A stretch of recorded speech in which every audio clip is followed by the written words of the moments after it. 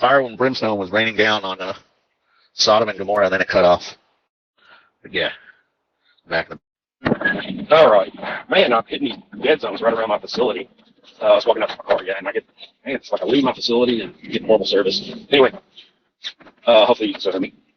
I didn't cut you off. But yeah, it says Yahweh, Yod-Heh-Vav-Heh, rained down from fire and brimstone from God in heaven. So Yahweh, who is God, rained down fire and brimstone from God in heaven. Well, yeah, that's consistent because Abraham calls him Adonai, and we have Adonai or Yahweh or Elohim, Adonai, the Lord, having a conversation with the Lord. So this is in play with Abraham and his discussion, and when judgment is being carried out. So the decision and then the execution of the judgment. Yeah, it's those same, it looks like it's consistent, those same two. Because when Abraham is talking, he's saying, okay, well, should we tell him what we're going to do? And then he makes the case for Lot.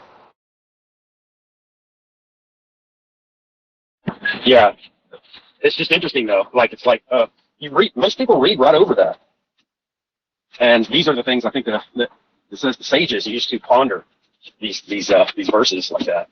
So here you go. Why did he write it that way? Yahweh rained down fire and brimstone from God in heaven. Well, Yahweh is God, right? So why is he? Thank you. You know what I mean? So it's like they pondered this, and here you have Yahweh in a bunch of verses speaking of himself in a third person. And it's interesting, you know what I mean? So this is part of that two powers in heaven doctrine that the ancient sages used to believe right up to the first century. And so here, anyway, that's one of them. And it's like I read right over them. I never even think about it. So it's like, oh, wait a minute. Why did he say it that way? Why didn't he just say, and Yahweh rained down fire and brimstone from heaven? But he didn't say that. Yahweh rained fire and brimstone from God in heaven. Wow, yeah. That's a good catch right there. It's a good point. Because, yeah, I didn't even notice that myself. But when you said that, then it was obvious and consistent with, him. Oh, and here's another thing. By you saying this is what just came to mind, is look at how impactful circumcision is. Right? So Abraham circumcised, then the Lord visits him, and then pronounces, the hospitality, the whole account, and Sodom gets judgment. Joshua, they circumcise, and the angel comes, and Joshua, he bows down and worships him. And so this angel comes and visits him, right? Look at all these accounts where circumcision is leading to a visitation from Yahweh, essentially, right? So how powerful could this be, this aspect of the circumcision, which spells Yeshua? I know I'm going a little bit off from what you're sharing here, but in light of this, circumcision, right? And the whole point of it is the circumcision of the heart. So our Christian brethren want this rapture scenario so bad, but are unwilling to circumcise. So I bet if they were to circumcise their foreskins of their heart and ditch these pagan idolatry holidays and be about the feast of the Lord, maybe that's a clue. Yeah, absolutely. Yeah, absolutely. Wow.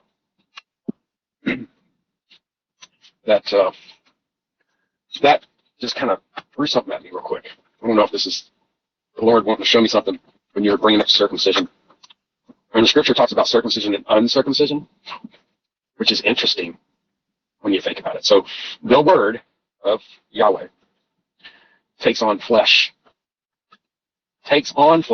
So it's almost like an uncircumcision to go and draw all men to himself, and then he's cut off, right?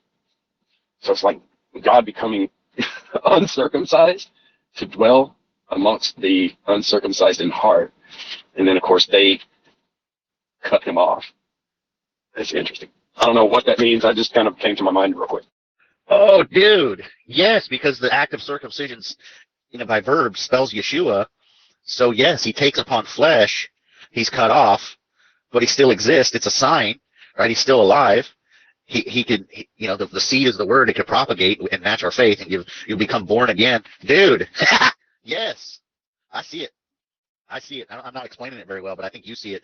But just by saying it, I see it. I think you see it too. But yes, it is an actual circumcision of God Himself goes through it. That's good stuff. Right. And so from the very beginning, when he tells Abraham to circumcise himself in his household, it had it in itself, and it says, and they were Yeshua, and where their whole household shall be saved. So the salvation is connected to circumcision, right? And more importantly, it's circumcision of it's actually a prophetic of the Messiah, the Word taking on flesh. And I've always wondered, it's like, how can you be uncircumcised, right? Because if you're circumcised, how do you put the flesh back on, right? After you've been circumcised. Because I use that term in scripture. And I know it's just referring to the uncircumcised, which is an impossibility in the flesh, right? Right? You can't put the flesh back on after it's been cut off. It's not going to stay. So the whole use of that word. But in the spiritual realm, it makes perfect sense because God took on flesh and dwelt among us. God with us. So he actually became uncircumcised, dwelt among us, and then was cut off, right? Wow. I like candle and choke. Hey, candle.